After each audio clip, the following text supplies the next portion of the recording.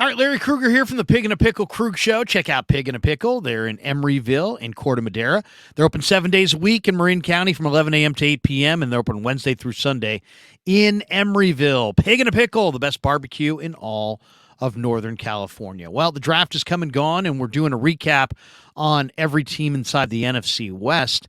And let's take a look at the Seattle Seahawks. Louis Riddick from ESPN said the Seahawks are the best team in the NFC, or NFC West, I should say.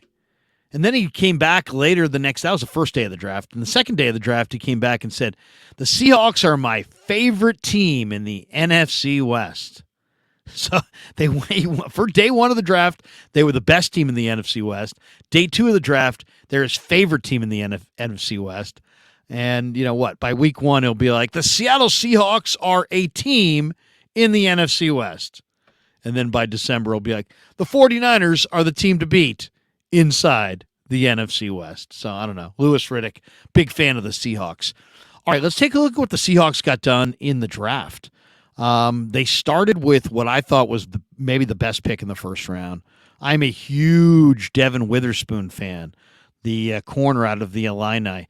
Physical corner, super tenacious, plays with this crazy edge, makes a ton of tackles, toughest guy on the field. Just great every way imaginable.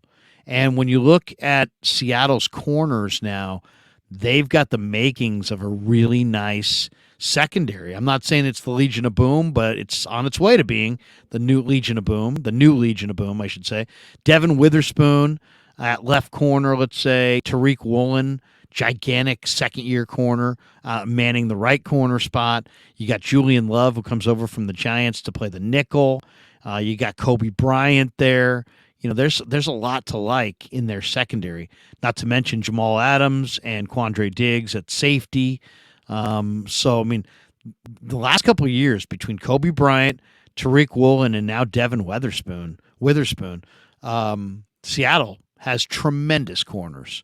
They really do. And that's how their draft got started. It got started with them taking Devin Witherspoon 7th overall in round one, or I should say 5th overall in round one.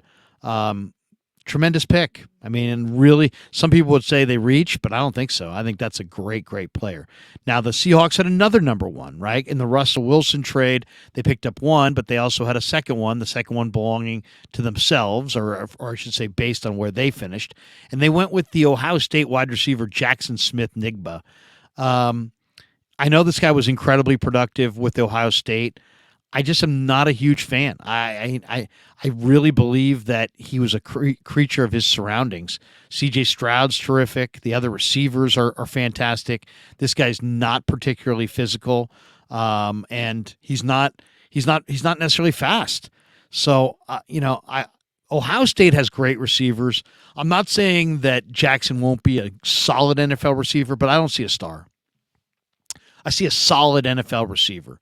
Now, they got DK Metcalf and Tyler Lockett, so they maybe just need him to play, and I'm sure he'll be fine. But I don't see a star player there. And to take a first-round receiver, I want a star. Now, the second-round pick was Derek Hall, the defensive end from Auburn. He's a defensive end in some schemes. He's an outside backer in other schemes. Derek Hall just comes flying off the edge. And for the Seahawks, the Seahawks play that 3-4, but a lot of times it's a five-man front, with a five-man surface and two stacked backers, and they're sending all kinds of guys. I mean, they got Darrell Taylor, who rushes the passer. They got Nwosu, who rushes the passer. Boye Mafe at Minnesota was a pass rusher. Alton Robinson at Syracuse was a pass rusher. They've got, now they add Derek Hall to that mix. They've got Chris Garrett, the former Ram draft choice. I really like him as well. So the Seahawks have some guys who are going to come flying at the quarterback. Darrell Taylor, Derek Hall, Nwosu, Mafe. I mean, they got a number of guys who can run and who can go hunt quarterbacks. So I kind of like that pick, going with Derek Hall. He's not, to me, he's a little short, but the motor's incredible, and his ability to flatten to the quarterback is exceptional. All right, also in the second round, the Seahawks went running back, and they went with the big running back out of UCLA, Zach Charbonnet, and that was a surprise because you got Kenneth Walker the third on this team. You still got DJ Dallas. A little surprised, but they go to Charbonnet, and man, that's a nice trio right there. Walker, Charbonnet, DJ Dallas. That's not bad, not bad at all. I really like Charbonnet at 220 pounds to be a physical runner, probably in a rotation. Now, this next pick in the fourth round, I really like Anthony Bradford, powerhouse guard from LSU. I mean, the Seahawks need to bolster their offensive line a little bit, and Bradford does exactly that. He's a horse. I mean, absolute road grader, super wide, super strong. Then they went for an interior lineman in Cam Young out of Mississippi State. He's definitely going to make their roster. Pretty good movement ability at that size. They went with the defensive end Mike Morris from Michigan, kind of a try-hard guy. They went with the Outland Trophy winner, Olusegun Oluwatimi, the center from Michigan, who's a little on the undersized side, but you know what? I think between Oluwatimi and Bradford, they really did improve their offensive line quite a bit. And then Jarek Reed, don't know much about him, a safety from New Mexico. Kenny McIntosh was another running back that they drafted out of Georgia in the 7th round.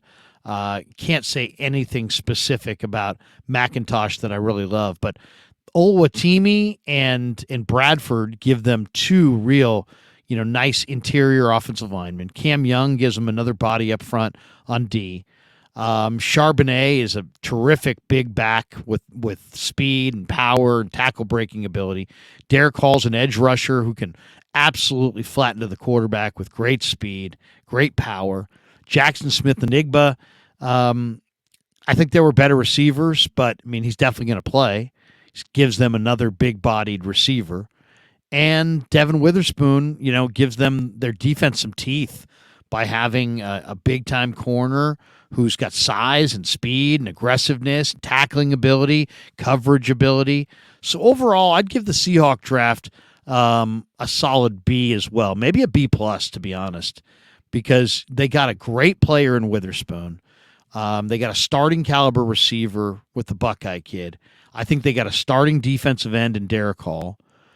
No question in my mind that Charbonnet's a starter at running back. Bradford's a starter at guard. Oluwatimi's a starter at center. So what's that? 1, 2, 3, 4, 5, 6 starters.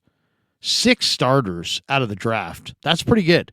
So I think I'll give the Seahawks a B+ overall. I really love the Witherspoon pick the most. But seeing what they were able to do, getting Oluwatimi and Bradford on their O-line and Derek Hall for the pass rush, some of my favorite players right there. So I'll say B+ for the Seahawks overall as their draft grade. All right, appreciate you tuning in to the Krug Show videos on the NFL Draft.